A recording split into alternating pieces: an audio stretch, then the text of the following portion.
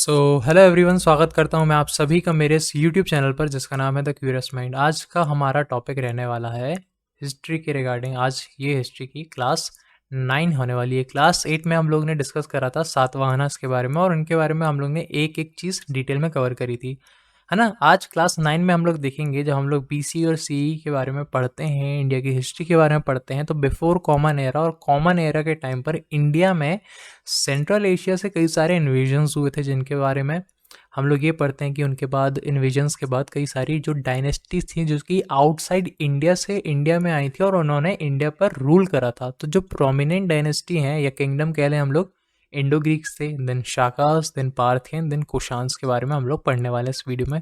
Detail में पढ़ेंगे। ये वीडियो एसएससी और यूपीएससी के एस्पिरेंट्स के लिए बहुत ज़्यादा बेनिफिशियल होने वाला है, इसलिए इसको बिना स्किप करे पूरा देखिएगा और अपना फीडबैक ज़रूर देके जाइएगा। और अगर आप इस वीडियो पर पहली बार आए हैं, इस चैनल पर पहली बार आए हैं, थैंक यू सो मच। और अगर कंटेंट पसंद आए तो उसको लाइक, शेयर एंड सब्सक्राइब ज़रूर करिएगा। तो चलिए बिना किसी देरी के हम लोग शुरू करते हैं। यहाँ पर जब इंडिया में नंद डायनेस्टी का टाइम पीरियड चल रहा था, नंद डायनेस्टी को ख़त्म करके ही चंद्रगुप्त मौर्य ने अपनी डायनेस्टी इस्टेब्लिश करी, जिसका नाम था चंद्रगुप्त मौर्य की मौर्य डायनेस्टी, जिसके बारे में हम लोग पढ़ चुके हैं। मगध में उन्होंने रूल करा था, ठीक है। नंद डायनेस्टी के टाइम पर ये जो आपको पूरा पर्पल और ब्लू वाला पार्ट दिख रहा है, इसमें रूल किसने करा था? अलेक्जेंडर द ग्रेट ने। इसी को हम लोग अलेक्जेंडर द थर्ड के नाम से जानते हैं, ठीक है। बेबीलोन में उसका जन्म होता है। देन हमने उसके बारे में हर एक चीज़ पड़ी थी।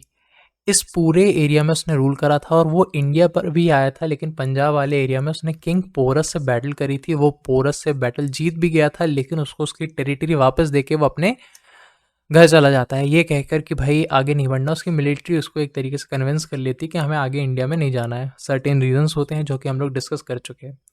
आज हम लोग ये देखेंगे कि ये जो अलेक्जेंडर का पूरा एरिया है, अलेक्जेंडर की डेथ के बाद ये जो एरिया है, कई सारे और उसके जो मिलिट्री कमांडर्स रहते हैं वो ओन कर लेते हैं, क्योंकि इतना बड़ा जो एरिया है वो सिंगल पर्सन के लिए रूल करना, उसको ओन करना उतना ज़्यादा सरल नहीं पड़ता। तो उसके कई मिलिट्री कमांडर्स रहते हैं, वो उसको ब्रेक कर लेते हैं कई सारे हिस्सों में और वो फर्दर रूल करते हैं उस पर।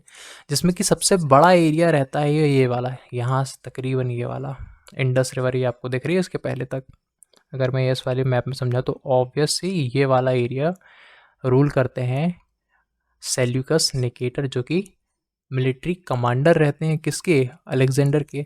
देन ये वाला हिस्सा Antiochus one, Ptolemy one, Lysimachus one and then Cassander, ये सब इनके जो मिलिट्री कमांडर्स रहते हैं वही रूल करते हैं। तो आपको ये ज़्यादा मतलब डीप में अगर पढ़ना है तो पढ़ लीजिए, वरना इतना इंपॉर्टेंट नहीं है। मेन इंपॉर्टेंट है आईएमपी है सेल्यूकस निकेटर के बारे में। सेल्यूकस निकेटर ने ये जो एरिया ऑक्यूपाई करा है और यहाँ पर इस्टेब्लिश करता है वो अपनी सेल्यूसिड डायनेस्टी, ठीक है।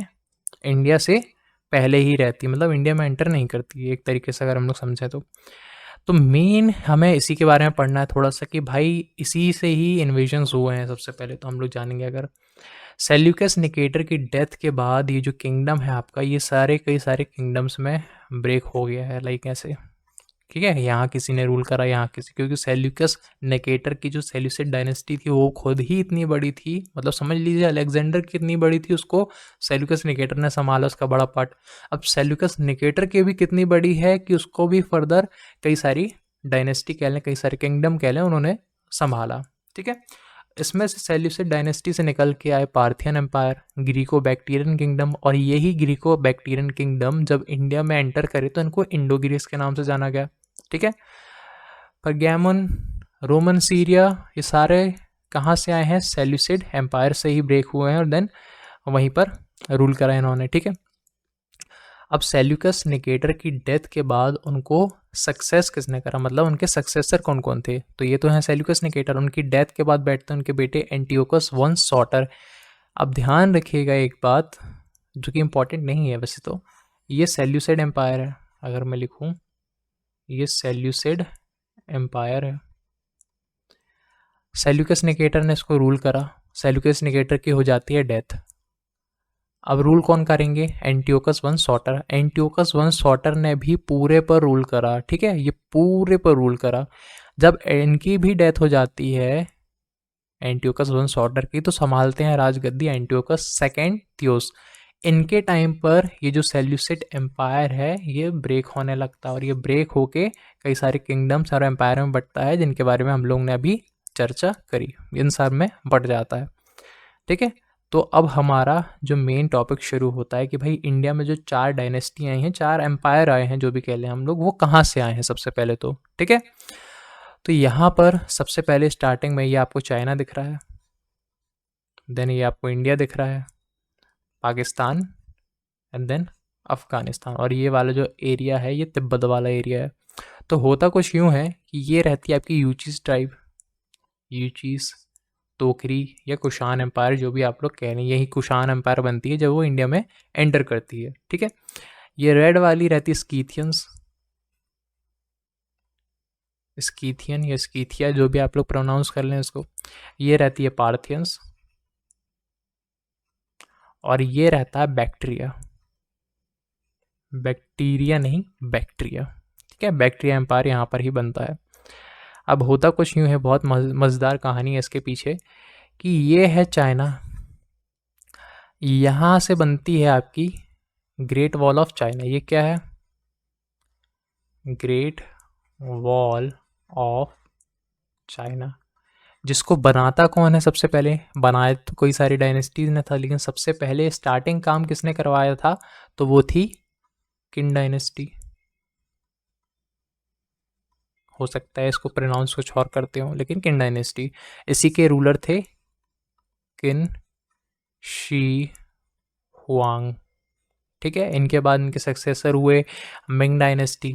तो इन सब ने इसको बनवाना स्टार्ट कर दिया है 2nd सेंचुरी BCE में। ठीक है, यहाँ पर जो यूचीज थे और ये जो चाइना का ये जो वेस्टर्न वाला पार्ट था, यहाँ पर ऑलमोस्ट अगर हम देखा जाए तो यहाँ पर एक डायनेस्टी और रूल कर रही थी, एक डायनेस्टी और रूल कर रही थी, जिसका नाम था शोंगनू। शोंगन्यू डायनेस्टी डायनेस्टी ना कहकर इसको ट्राइब कह देते हम लोग, क्योंकि ट्राइबल बैकग्राउंड से आती थी। ठीक है, मतलब कि ये नोमैड्स होते थे जिनका कुछ ठिकाना नहीं होता था। तो एक बार क्या हुआ, यूचीस और शोंगनू के बीच में हुई फाइट हुई। फाइट में क्या हुआ, शोंगनू ने यूचीस के जो कमांडर थे या उसके रूलर कहने, उनकी कर दी डेथ। अब इनको पड़ा भागना। अब यूचीस इस साइड तो भागेंगे नहीं, क्यों नहीं भागेंगे? क्योंकि यहाँ पर ग्रेट वॉल ऑफ चाइना का काम स्टार्ट हो गया था। अब ग्रेट वॉल ऑफ चाइना को पार करके चाइना में एंटर तो नहीं कर सकते, यहाँ से नहीं आ सकते हैं क्योंकि यहाँ पर तिब्बत वाला एरिया है। देन उन्होंने कहा वेस्टवर्ड इस साइड पे चलना शुरू करा। अब ये इस साइड तो स्कीथियंस हैं, तो इन्होंने स्कीथियंस को धक्का मारा, मतलब कि इनके बीच में कॉन्फ्लिक्ट हुआ। स्कीथियंस से धक्का खाने के बाद स्कीथियंस ने पार्थियंस और बैक्ट्रियंस को धक्का मारा। देन इन लोग यहाँ और देन यहाँ आए, मतलब कि सबसे पहले जो बैक्ट्रिया वाला एरिया है, यहीं से इंडो ग्रीक्स निकल के आए हैं और सबसे पहले इन्होंने ही इंडिया में एंटर करा। ये जो बैक्ट्रिया है, ये इनको ग्रीको बैक्ट्रियन कहा जाता था। ठीक है, और यही इंडिया में अगर एंटर कर गए यहाँ पर, तो इनको कह देते हैं हम लोग इंडो बैक्ट्रियन, इंडो बैक्ट्रियंस। ठीक है, इतना आई होप कि आप लोगों को चीज़ें समझ में आई होंगी। नहीं आई हैं तो आप बस धीरज से सुनते रहिए, आपको समझ में आने लगेंगे। और ये सारी जो कहानी है अराउंड 2nd सेंचुरी आपकी BCE के बीच में ही कहानी है। ठीक है, तो सबसे पहले कौन आया? Indo Greek Bactrians. इधर पे इंडो ग्रीक बैक्टीरियंस कर लीजिए। ठीक है, चलिए स्टार्ट करते हैं इंडो ग्रीक बैक्टीरियंस के बारे में जानना। यहाँ पर कुछ इंपॉर्टेंट रूलर्स के नाम लिखे गए हैं, जहाँ मतलब आप देख सकते हैं यहाँ पर। हर किसी के बारे में हम लोग नहीं जानेंगे क्योंकि हर किसी के बारे में पूछता ही नहीं है। उनके बारे में ज़रूर जानेंगे जिनके बारे में हमें क्वेश्चन देखने को मिलते हैं, जिसके बारे में हमें सोर्सेस पता है कि भाई इनके बारे में अगर नहीं जाना तो कुछ नहीं जाना। ठीक है, सबसे पहले डेमेट्रियस वन, ये वो रूलर बने, अगर मैं यहाँ पर समझाऊँ, ये वो रूलर बने जिन्होंने इंडिया में आने के बाद सबसे पहले लीड करा, सबसे पहले रूल करा। कहाँ पर? किसको? इंडो ग्रीक्स को। ठीक है, सबसे पहले ये इंडिया में आए, क्योंकि हमें भाई इंडिया इतना ही नहीं है, ये तो प्रेजेंट डे में इंडिया है। उस टाइम पे इंडिया में अफगानिस्तान भी इंक्लूड था, पाकिस्तान भी इंक्लूड था, तो ये सारा इंडिया का पार्ट थे। ठीक है, तो सबसे पहले जब जो आपके ग्रीको बैक्टीरियंस थे इंडिया में आए, उनको इंडो ग्रीक कहा गया, और उन्होंने बैक्टीरिया से चलकर सबसे पहले तक्षशिला में आए। कौन आए? कौन आए? अभी हमने किसके बारे में पढ़ा? डिमेट्रियस वन के बारे में। तो अगर मैं यहाँ पर लिख दूँ डिमेट्रियस वन, ठीक है, तो ये आए, सबसे पहले बनते हैं, इसलिए इनके बारे में जानना बहुत ही इम्पॉर्टेंट हो जाता है। देन इन्होंने फर्दर आगे के लिए सोचा होगा, इन्होंने अपने भी रूलर्स थे या मिलिट्री कमांडर्स थे, उनको आगे भेजा। तक्षशिला इनकी कैपिटल बनती है, ठीक है। सगल या सकल कहीं कहीं पर आपको देखने को मिल जाएगा, जो कि सियालकोट पर है, जिसको सियालकोट भी कहा जाता है। यहाँ पर इन्होंने किसको भेजा? इंपॉर्टेंट है, ध्यान रखिएगा। डिमेट्रस ने अपने मिलिट्री कमांडर को आगे भेजा, जो थे मिनेंडर, जिनके बारे में अभी हम लोग पढ़ने वाले हैं, ठीक है। इन्होंने अपनी कैपिटल बनाया सियालकोट को या सगल को, दोनों को एक ही नाम से जाना जाता है। इस साइड इन्होंने भेजा सिंध वाले एरिया में अपोलोडोडस को, अपोलोडोडस को, ठीक है। तो ये भी आपको याद रखना है कि भाई वेस्टवर्ड साइड कौन आया था, सियालकोट साइड कौन आया था, तो ये भी आपको बिल्कुल इम्पॉर्टेंट तरीके से याद करना। और यहाँ पर फर्दर इन्होंने अपना एक्सटेंशन करा, ये जो सिंध वाले एरिया से अपोलोडोडस ने ऑलमोस्ट ये उज्जैन वाला एरिया कैप्चर कर लिया था, ऑलमोस्ट इतना बड़ा एरिया कैप्चर कर लिया था, ठीक है। और मिनेंडर ने सियालकोट से ऑलमोस्ट ये मथुरा वाला एरिया कैप्चर कर लिया था, ये भी आपको पता होना चाहिए, ठीक है।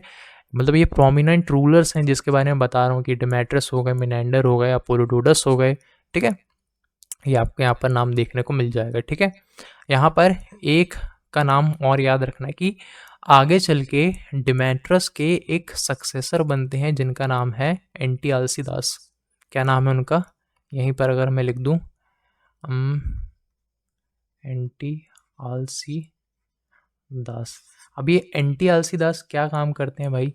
एंटिआल्सीदास के टाइम पे, क्योंकि यहाँ पर ये 2nd सेंचुरी BC के बारे में बात चल रही है, और एंटिआल्सीदास ने अपना एक मिलिट्री कमांडर भेजा था हेलियोडोरस, ठीक है, हेलियोडोरस। कहाँ पर लिख दूँ मैं? एंटिआल्सीदास, इन्होंने अपना मिलिट्री कमांडर भेजा था, जो शुंग डायनेस्टी है, शुंग डायनेस्टी, क्योंकि हमने पढ़ा है कि भाई इस साइड पे चल रही थी, जो इंडिया के बाहर वाला एरिया, यहाँ पर इंडो ग्रीक्स थे, और यहाँ पर चल रही थी शुंग डायनेस्टी, जो कि अपने एंडिंग टाइम पर थी, एंटिआल्सीदास के टाइम पर। एंटिआल्सीदास ने शुंग डायनेस्टी के एक रूलर थे भागभद्र, है ना, इनके टाइम पर ही एक क्या भेजा था, इनके टाइम पर एक एम्बेसडर भेजा था जिसका नाम था हेलियोडोरस। हेलियोडोरस, और उस हेलियोडोरस ने क्या कहा, ये एक क्या था, एम्बेसडर था। हेलियोडोरस ने विदिशा में एक पिलर इंस्क्रिप्शन बनाया, ये आपको पिलर इंस्क्रिप्शन दिख रहा है, ये पिलर इंस्क्रिप्शन डेडिकेट है कृष्ण को, यानी कि वैष्णविज्म को कहीं ना कहीं ये डिनोट करता है, शो करता है। इसको हम लोग बेसनगर पिलर इंस्क्रिप्शन के नाम से भी जानते हैं, ठीक है। और इसी को ही हम लोग गरुण पिलर इंस्क्रिप्शन के नाम से भी जानते हैं। ये जो पिलर इंस्क्रिप्शन है, इसकी जो लैंग्वेज है, ध्यान रखिएगा, ये प्राकृत लैंग्वेज है, और कहीं कहीं पर आपको कहीं कहीं पर संस्कृत देखने को भी मिल जाएगी। और इसकी जो स्क्रिप्ट है, वो कैसी स्क्रिप्ट है? वो ब्राह्मी स्क्रिप्ट है, ठीक है। इंडो ग्रीक्स के ही टाइम पर अगर मैं बात करूं, इंडो ग्रीक्स के ही टाइम पर हेलेनिस्टिक आर्ट इंडिया में इंट्रोड्यूस हुआ। कभी क्वेश्चन बन जाए कि इंडिया में हेलेनिस्टिक आर्ट जो इंट्रोड्यूस हुआ वो किस डायनेस्टी के, मतलब किस डायनेस्टी का हाथ था, सबसे पहले किस डायनेस्टी ने उसको इंट्रोड्यूस करा इंडिया में, तो वो हो जाएंगे इंडो ग्रीक्स, ठीक है। और एक जो मेजर क्वेश्चन बनता है आपका, कभी भी आपको देखने को मिल सकता है कि इंडिया में गोल्ड कॉइन्स की स्टार्टिंग किस एम्पायर के टाइम पर हुई थी, तो वो हो जाएंगे आपके इंडो ग्रीक्स, ठीक है, इनके ही टाइम पर गोल्ड कॉइन्स के सबसे ज़्यादा प्रचलन था। तो आपको ये भी याद रखना है, बहुत इंपॉर्टेंट है। ऐसा नहीं है कि गोल्ड कॉइन्स इनसे पहले वाली डायनेस्टी के टाइम पे नहीं थे, लेकिन क्रेडिट किसको जाएगा? क्रेडिट जाएगा इंडो ग्रीक्स को। तो ये भी आपको याद रखना है। अब ये जो हमने बात करी यहाँ पर मिनेंडर की, इन मिनेंडर के बारे में, क्योंकि एक प्रोमिनेंट रूलर बनते हैं भाई, है ना। ये एक प्रोमिनेंट, यहाँ पर अगर मैं लिखूँ, ये एक प्रोमिनेंट रूलर बनते हैं सियालकोट के। इनकी एक तकलीफ थी कि इनको सवाल जवाब, मतलब सवाल बहुत सारे थे इनके दिमाग में कि क्या कैसे होता है, दुनिया कैसे चलती है, भगवान भूत प्रेत आत्मा, मतलब सारे टाइप के इनके दिमाग में ये क्वेश्चंस उठते रहते हैं। तो एक बार एक बुद्धिस्ट मॉन्क इनके कोर्ट में आए जिनका नाम था नागसेन। ठीक है, इनका नाम था नागसेन। इन्होंने, मतलब इन नागसेन ने एक बुक लिखी जिसका नाम है मिलिंद पन्हो। मिलिंद पन्हो।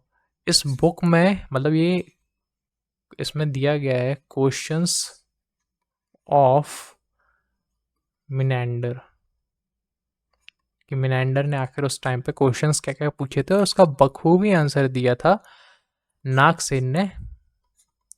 किसको?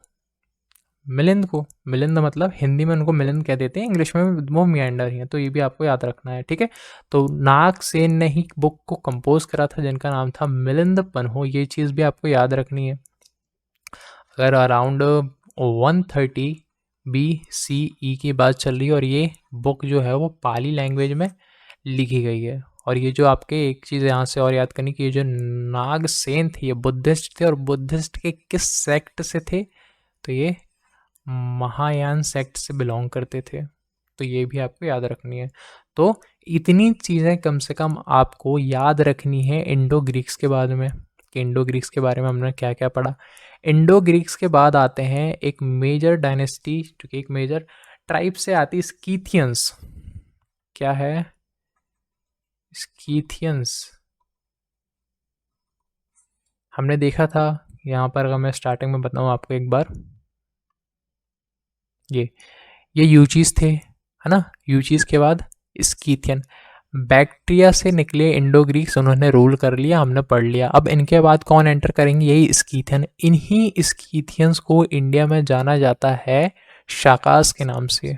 ठीक है, कभी पूछ ले कि शाकास का अल्टर नेम क्या है, तो वो स्कीथियंस है। और ये भी एक नोमैड ट्राइब थी। ठीक है, ये भी एक नोमैड ट्राइब थी।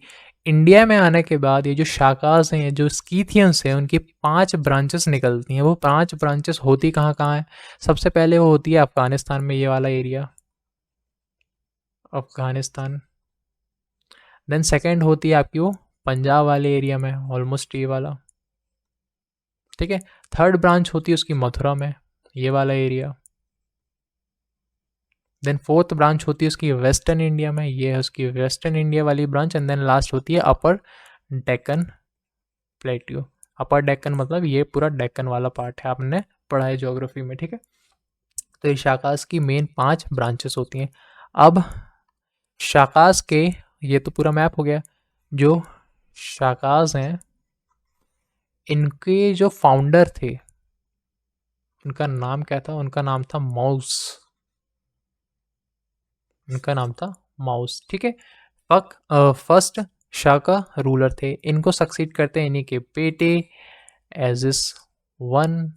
ठीक है, तो इनके बारे में तो ठीक थी।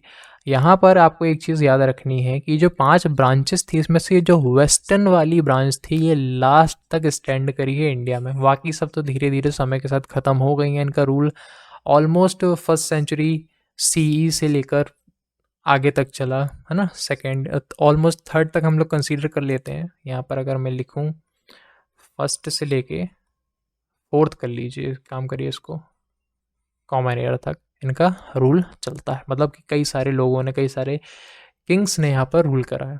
ठीक है, तो ये भी आपको याद रखना है। एक चीज़ बहुत अच्छे से याद रखना है कि जब स्कीथियंस थे, यानी कि जो शाकास थे, ये अपना टेरिटोरियल एरिया को जब एक्सपेंड कर रहे थे और ये उज्जैन पर लाए थे, तो स्टार्टिंग में तो इन्होंने उज्जैन को कैप्चर कर लिया था। लेकिन बाद में क्या हुआ था? बाद में मतलब कब 58 कॉमन एरा में क्या हुआ था, कॉमन एरा नहीं कहते इसको हम लोग, है ना। 58 एडी में क्या हुआ था, यहाँ के कहाँ के, उज्जैन के एक रूलर थे, उन्होंने शक को या शाकास को डिफीट किया था। शाकास को क्या किया था, डिफीट किया था। और उस उज्जैन के रूलर ने, किंग ने एक उपाधि ली थी, एक टाइटल लिया था, जिसको हम लोग कहते हैं विक्रमादित्य। इसलिए विक्रमादित्य एक रूलर का नाम नहीं है, ये एक टाइटल है। उनको उस टाइटल के नाम से जाना गया, जो कि थे विक्रमादित्य। 58 एडी में हुई थी ये बैटल, ठीक है। तो आपको याद रखना है। अब डिफीट के बारे में बात आ रही है, और हम लोग यहाँ भी देख लें कि यहाँ पर जब सियालकोट में आए थे मिनेंडर, सिंध में आया था अपोलोडोरस, और यहाँ पर चल रही थी शुंग डायनेस्टी।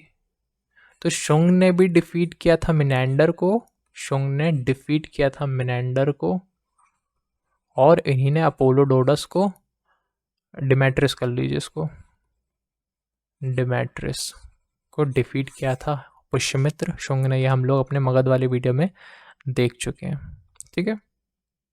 इतना हो गया, विक्रमादित्य की उपाधि धारण कर ली उन्होंने, और आगे चल के ये विक्रमादित्य का टाइटल इतना फेमस होता कि कई सारे रूलर्स इसको अपने नाम के आगे जोड़ते हैं और वो फेमस होते हैं। इस डायनेस्टी का शाकाज वाली एक फेमस और एक प्रोमिनेंट रूलर बनते हैं, जिनका नाम रहता है रुद्र दमन। इन रुद्र दमन के बारे में जानना इसलिए खास बनता है क्योंकि इनसे डायरेक्ट क्वेश्चन निकल के सामने आता है और हमारे एग्जाम में हमसे पूछता है। रुद्र दमन का अगर हम लोग टाइम पीरियड देख लें तो ये रफली 130 से 150 एडी के बीच में था, ये टाइम पीरियड हो गया, ठीक है। और इनका जो रूलर वाला एरिया था, मतलब ये कहाँ पर रूल कर रहे थे, तो ये जो वेस्टर्न वाली साइड थी जो कि लास्ट तक बनी रही, यहाँ पर ही इनका रूल चलता है, गुजरात वाले एरिया में अगर हम लोग देख लें। ये क्या है भाई, ये सुदर्शन लेक है, सुदर्शन लेक है। और ये सुदर्शन लेक है कहाँ पर, तो ये है गुजरात के काठियावाड़ में, ठीक है। सुदर्शन लेक को रिपेयर करवाया था किसने, रुद्र दमन ने, इसलिए इनको जाना जाता है, रुद्र दमन ने इसको रिपेयर कराया था। सुदर्शन लेक कहाँ पर है, काठियावाड़ में, काठियावाड़, ठीक है। इसके रिगार्डिंग आपको एक चीज़ रखनी है, याद रखने की, ये जो सुदर्शन लेक है सबसे पहले इसको बनवाया किसने था, तो ये बनवाया था पुष्यगुप्त वैश्य ने, जो कि मौर्य डायनेस्टी के टाइम पर थे। देन इसको रिपेयर कराया आपके किसने, रुद्र दमन ने, रुद्र दमन ने, जो कि शाक रूलर थे, एक प्रोमिनेंट शाक रूलर थे। देन इनके बाद स्कंदगुप्त, जो कि गुप्ता डायनेस्टी के एक रूलर बनते हैं, उनके टाइम पर ये रिपेयर हुई थी। तो ये इन तीन का नाम आपको याद रखना है कि सुदर्शन लेक है वो किस किस रूलर के टाइम पर रिपेयर हुई थी, बनी थी। ये भी क्वेश्चन आपको देखने को कई बारी क्वेश्चन देखने को मिलता है, ठीक है।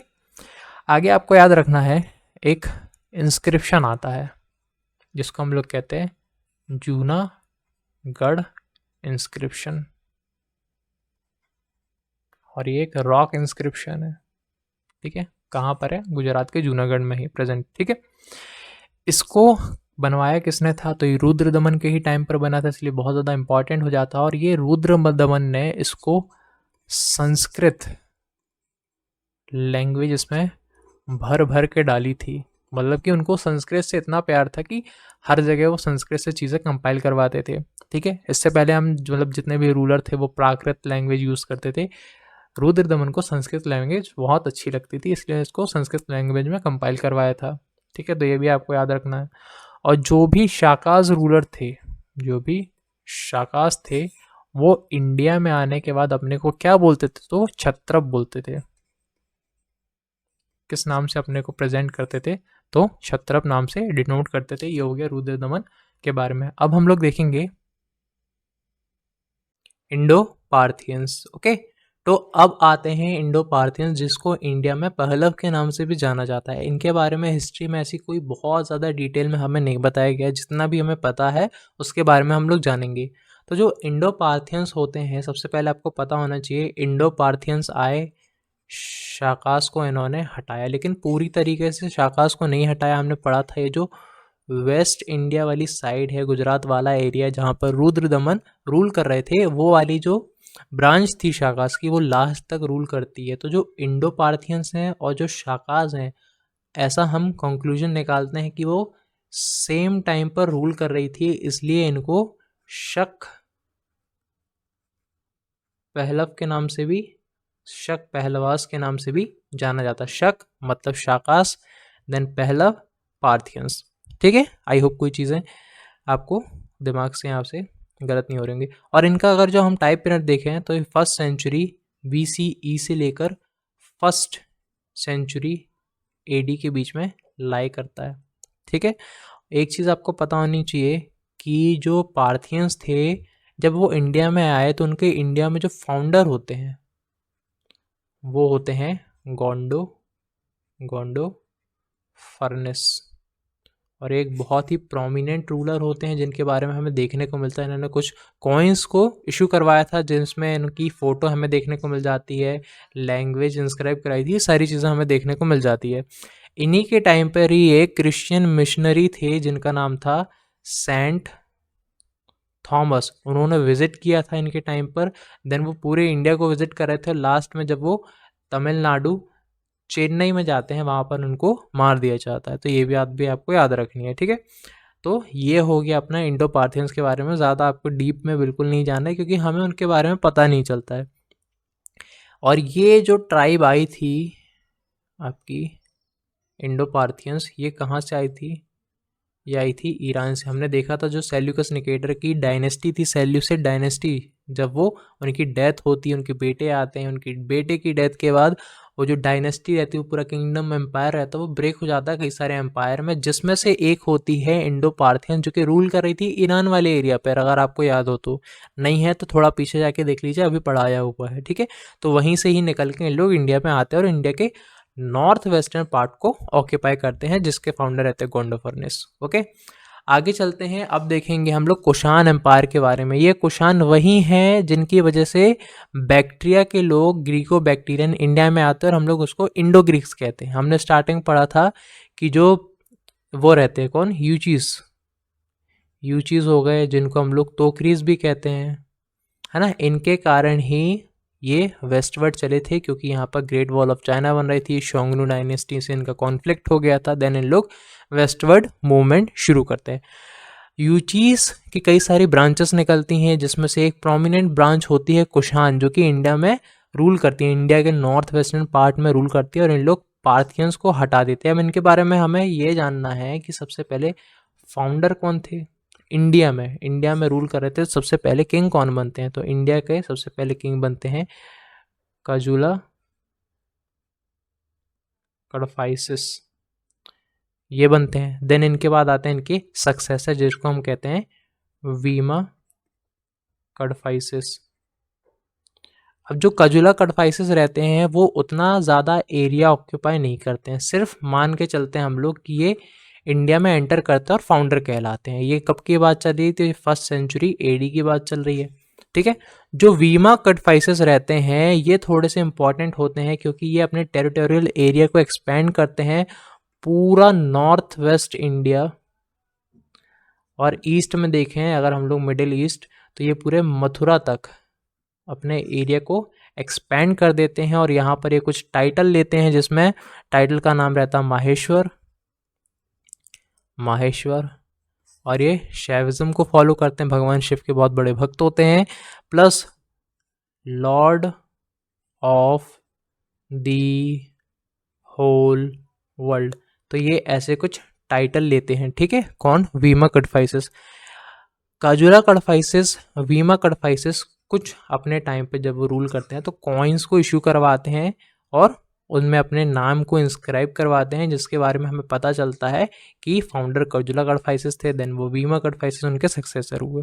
ओके, इनके बाद जो कुशाइन डायनेस्टी के सबसे प्रोमिनेंट रूलर बनते हैं कनिष्क। उनके बारे में हमें जानना है क्योंकि इनके बारे में ही क्वेश्चन डायरेक्ट बनता है। ये बहुत इंपॉर्टेंट रूलर बनते हैं कनिष्क। ठीक है, कनिष्क के बारे में हम लोग जान लेते हैं। इससे पहले हम लोग यहाँ पर एक चीज़ जानेंगे कि जो कुशान एम्पायर है, इन्होंने purest form of gold coins को इशू करवाया था। और हमने पढ़ा है जो इंडो ग्रीक्स थे उन्होंने सिर्फ गोल्ड कॉइन को इशू करवाया था। तो अगर क्रेडिट देना है तो किसको देंगे? अगर क्वेश्चन आएगा कि गोल्ड कॉइन को किसने इशू करवाया, आंसर होगा इंडो ग्रीक ने। लेकिन अगर क्वेश्चन आ जाए कि प्योरेस्ट गोल्ड कॉइन्स को किसने इशू करवाया, तो आंसर बनेगा कुशान एम्पायर ने। ठीक है, यहाँ कंफ्यूज नहीं करिएगा। और इसके साथ ही साथ ये वाला जो एरिया है, मतलब कि ये वाले एरिया में कई जगह इन्होंने कॉपर के कॉइन्स को भी इशू करवाया था। किसने? कुशान एम्पायर ने। ठीक है, तो ये भी आपको याद रखना है। कनिष्क के बारे में हम लोग देखेंगे। जो कनिष्क थे 78 AD में रफली गद्दी पर बैठते हैं। ठीक है, और यहाँ से स्टार्ट होता है आपका शक एरा, शक संवत। ठीक है, जिसको इंडियन गवर्नमेंट 1978 में अडॉप्ट कर लेती है और उसको हमें देखने मिलता है जो हमारा नेशनल कैलेंडर है उसमें शक संवत पर ही वो बेस्ड है। ठीक है, और जो 58 वाला था हमने देखा था कि जो शक थे उनके बीच में वर्सेस उज्जैन के एक किंग थे, उनके बीच में वॉर होती है। देन वो उज्जैन के किंग जीतते हैं और टाइटल लेते हैं विक्रमादित्य। अब भी देखा था विक्रमादित्य। और यहाँ से 58 में वो शुरू करते हैं विक्रम संवत। तो ये भी चीज़ आपको याद रखनी है। लेकिन अडॉप्ट किसको करा जाता है? शक संवत को। अब कनिष्क तो भाई कुशान से थे, ये शक तो थे नहीं, तो इसको शक संवत क्यों कहते हैं, शक एरा क्यों कहते हैं? क्योंकि इंडिया में जितने भी लोग बाहर से इन्वेजन्स करे हैं, बाहर से आए हुए हैं इंडिया में, उन सबको हम लोग शक के नाम से ही जानते हैं। इसलिए इसको भी शक संवत के नाम से हमने अडॉप्ट किया था। ठीक है, तो इतनी चीज़ आई होप कि क्लियर हो गई होगी। अब कलहन जो थे इन्हीं के टाइम पर, कलहन के अकॉर्डिंग, कलहन के अकॉर्डिंग यहाँ पर अगर मैं लिखूँ तो कनिष्क ने कश्मीर को ऑक्यूपाई किया था। ये उनकी बुक में उन्होंने मेंशन किया हुआ है कलहन के अकॉर्डिंग। ठीक है, किसको ऑक्यूपाई करा है कनिष्क ने? कश्मीर को। और कश्मीर में एक बहुत इंपॉर्टेंट चीज़ हुई थी, अगर आपने बुद्धिज्म वाली वीडियो देखी है, कि जो फोर्थ बुद्धिस्ट काउंसिल है, जो फोर्थ बुद्धिस्ट काउंसिल है, वो कनिष्क के टाइम पर ही हुई थी। वो कनिष्क के टाइम पर ही हुई थी। और कहाँ पर हुई थी? ये कश्मीर में हुई थी। और कश्मीर के भी कुंडलवन में हुई थी। ठीक है, जिसके प्रेसिडेंट कौन थे? प्रेसिडेंट या चेयरमैन या अध्यक्ष कह लें तो ये थे आपके वासु मित्र। तो ये भी आपको फैक्ट याद रखना है कनिष्क के रिगार्डिंग, कि इन्हीं के टाइम पर फोर्थ बुद्धिस्ट काउंसिल हुई थी, जो कि बहुत इंपॉर्टेंट बनता है। अब कश्मीर तो कलहन के अकॉर्डिंग उन्होंने ऑक्यूपाई कर लिया था, नो डाउट। कश्मीर के अलावा और क्या क्या ऑक्यूपाई करा था? तो कश्मीर कर लिया था, गांधार को ऑक्यूपाई करा था, मालवा को ऑक्यूपाई करा था, ठीक है, वाराणसी को ऑक्यूपाई करा था। ये पूरा एक मतलब बाउंड्री वाले जो एरिया मैं बता रहा हूँ, मगध को ऑक्यूपाई कर लिया था। देन पेशावर, इन सब को ऑक्यूपाई कर लिया था। जब मगध को ऑक्यूपाई करा था उन्होंने, तो आपको यहाँ पर पता होना चाहिए कि वो एक बुद्धिस्ट स्कॉलर से मिले थे जिनका नाम था अश्वघोष। अश्वघोष से वो मिले थे जिन्होंने लिखी है क्या? बुद्ध चरित। बुद्ध चरित किसने लिखी है? अश्वघोष से। उन्हीं से मिले थे कनिष्क। और इसी बुद्ध चरित को हम लोग कहते हैं रामायण ऑफ बुद्धिस्ट तो ये चीज़ें भी आपको याद रखनी है, ठीक है। इसी के रिगार्डिंग एक फैक्ट और याद रखिएगा कि कनिष्क के जो फिजिशियन थे, इनके जो फिजिशियन थे वो थे चरक, और इन्होंने लिखी थी चरक संहिता। तो ये भी आपको याद रखना है। अगर हम लोग यहाँ पर एक चीज़ अगर देख रहे हैं तो वो देख लें कि कनिष्क के टाइम पर,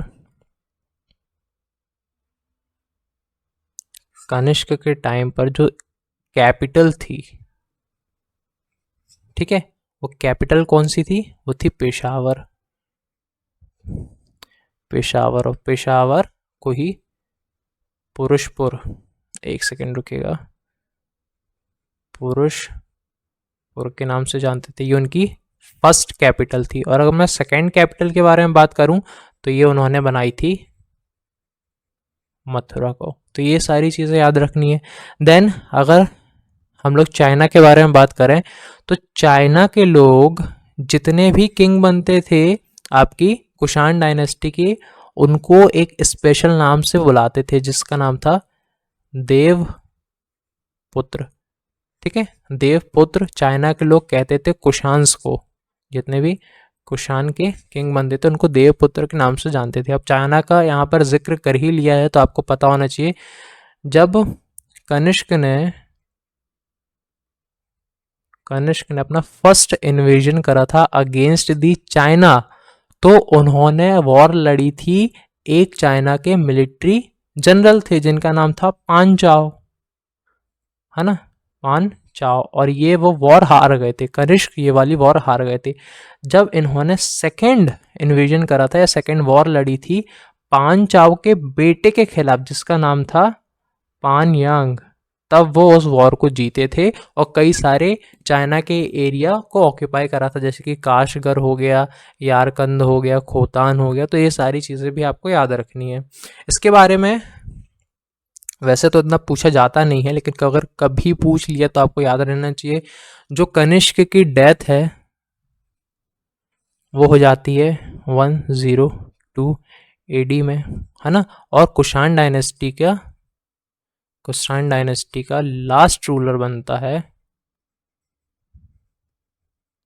वासुदेव।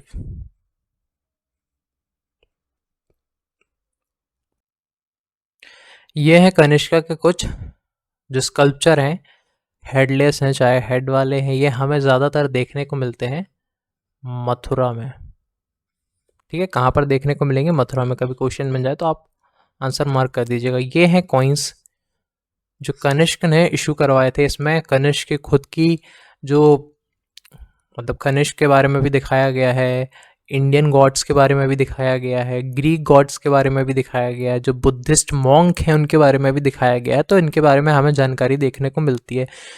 जबकि कनिष्क खुद बुद्धिस्ट थे और